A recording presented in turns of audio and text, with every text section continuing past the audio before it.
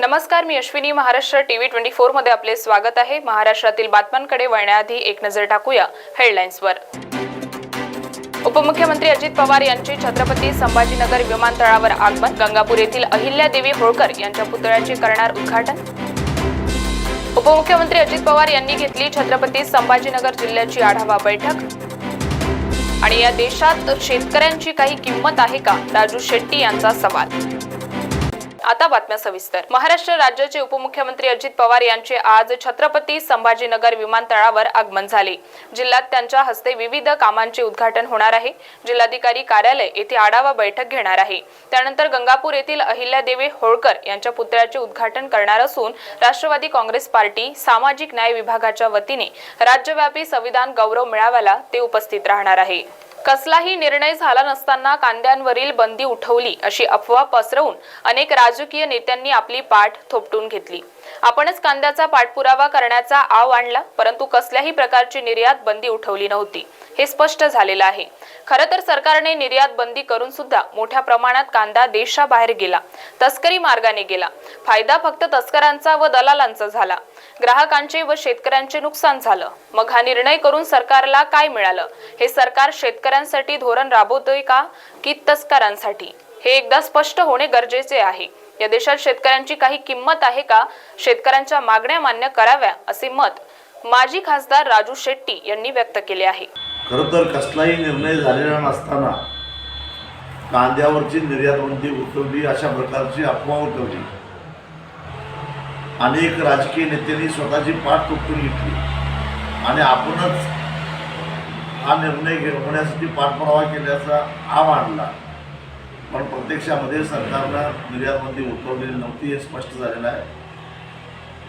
खरं तर सरकारनं निर्यात बंदी करून सुद्धा मोठ्या प्रमाणामध्ये कांदा देशाबाहेर गेला, तस्करीच्या मार्गाने गेला. फायदा फक्त तस्करांचा आणि दलालांचा झाला. ग्राहक आणि शेतकऱ्यांचं नुकसान व्हायचं तसं झालंच. मग हा निर्णय करून सरकारला काय मिळालं? हे सरकार शेतकऱ्यांच्यासाठी धोरणं राबवतंय का तस्करांच्यासाठी हे एकदा स्पष्ट होणं गरजेचं आहे. उपमुख्यमंत्री अजित पवार यांनी आज छत्रपती संभाजीनगर येथील जिल्हाधिकारी कार्यालयाच्या हॉलमध्ये जिल्ह्याच्या विविध कामांविषयी आढावा बैठक घेतली. यावेळी पालकमंत्री संदीपान भुमरे व गृहनिर्माण मंत्री अतुल सावे यांची उपस्थिती होती. यावेळी विविध कामांविषयी या बैठकीमध्ये चर्चा करण्यात आली. बातम्यांमध्ये वेळ झाली आहे छोट्याशा विश्रांतीची. बघत रहा Maharashtra TV 24.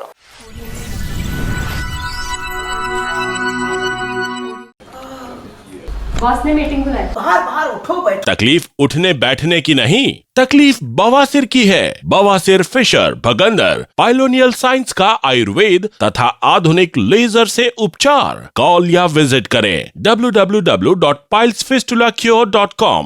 Central provincial school end junior college. शिक्षा पाए अब संस्कार के साथ. Day boarding end residential school. Facilities library, laboratories, computer room, digital classrooms, music, vocal and instrumental, dance, classical and western, sports, indoor and outdoor. Central Provincial School and Junior College, 38 Vedahari, Outer Ring Road, Post Besa, Nagpur. Our branches at Rameshwari and Vedahari. Contact number 7276066999 and 7276055999. Central Provincial School and Junior College. विश्रांतीनंतर वळूया समोरील बातम्यांकडे. सुनेत्रा पवार या आज बारामती दौऱ्यावर आहेत. काल सायंकाळी त्यांनी विश्वकर्मा जयंती उत्सवाला देखील भेट दिलेली होती आणि आज सकाळी 9:30 वाजता सूर्यनगरी या ठिकाणी 2,95,00,000 रुपयांच्या अंतर्गत रस्त्याचे भूमिपूजन सुनेत्रा पवार यांच्या हस्ते संपन्न झाले. राज्यसभेचे उमेदवार म्हणून निवड झाल्यानंतर अजित गोपछडे हे नांदेडमध्ये प्रथम आले असता भारतीय जनता पार्टीच्या पदाधिकाऱ्यांनी त्यांचे जल्लोषात स्वागत केले. यावेळी मला राज्यसभेची उमेदवारी मिळाली हा सर्वसामान्य लोकांचा विजय असून मी सर्व कष्टकरी शेतकरी यांच्यासाठी काम करणार आहे व भारतीय जनता पार्टी पक्षाच्या वतीने जे काही आदेश दिले जातील त्यांचे पालन करणार असल्याची प्रतिक्रिया यावेळी अजित गोपछडे यांनी दिली आहे. हा सगळा भारतीय जनता पार्टीचा कार्यकर्त्यांचा आणि या महाराष्ट्रातल्या सर्वसामान्य गरीब जनतेचा विजय आहे. आणि एक गरीब शेतकऱ्याचा मुलगा म्हणून फक्त शेतकरी, कष्टकरी, युवा, किसान आणि महिला यांच्यासाठी मी माझं स्वतःचं आयुष्य समर्पित करणार आहे. माननीय मोदीजी, माननीय अमितभाई शाह, माननीय JP नड्डाजी, आमचे लोकनेते देवेंद्र फडणवीस साहेब आणि आमचे प्रदेशाध्यक्ष बावनकुळे साहेब यांच्या नेतृत्वात त्यांनी जो काही आदेश मला देतील त्या पद्धतीने माझं स्वतःचं आयुष्य देशासाठी आणि भारतीय जनता पार्टीसाठी मी समर्पित करेन. जय श्रीराम. सुप्रिया सुळे या आज बारामती दौऱ्यावर आहेत. सकाळी कसबा या ठिकाणी श्री गाडगे बाबा महाराज जयंती निमित्त स्वच्छता व साडी वाटप कार्यक्रम, आमराई हाऊसिंग सोसायटी शाखा उद्घाटन व स्वच्छता मोहीम सांत्वन भेटी देणार आहेत. पक्ष कार्यालय, बारामती पदाधिकारी नियुक्तीपत्र प्रदान कार्यक्रम होणार असून त्याचबरोबर सायंकाळी पानगल्ली बारामती युथ मेळावा पार पडणार आहे. या मेळाव्याला सुप्रिया सुळे मार्गदर्शन करणार आहे. बातम्यांमध्ये वेळ झाली आहे, इथेच थांबण्याची. बघत रहा महाराष्ट्र TV 24.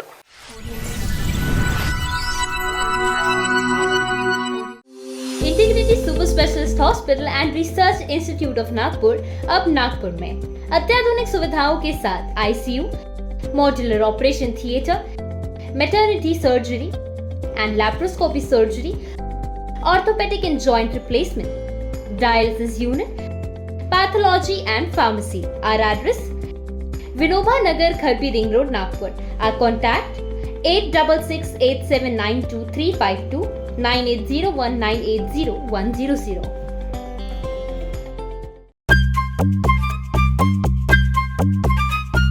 सबसे अलग दिखेगी आपकी पसंद कृष्णा मेंस.